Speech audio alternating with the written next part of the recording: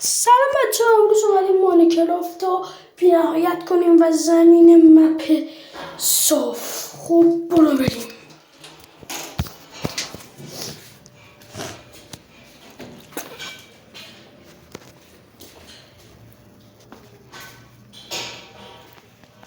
خب پلی رو میزنیم،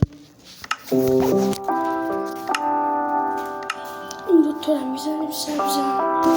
اینجا بچه اینو از این میاریم روی این و اینو میاریم روی این سمت چپی، آخری همون اولی سمت چپی. خب بالای گنده رو میاریم روی سمت راستی، این پایینی که خیلی گوشه زیاده میاریم روی همین سمت چپی، میاریم روی این دومی،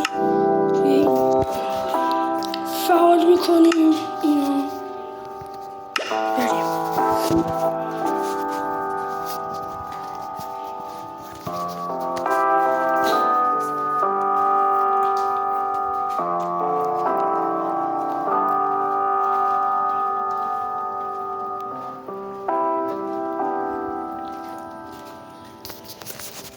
خب بچه همینطور مشاهده میکنید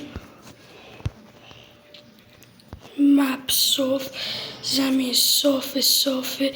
منم که بی‌نهایتا دارم پرواز میکنم.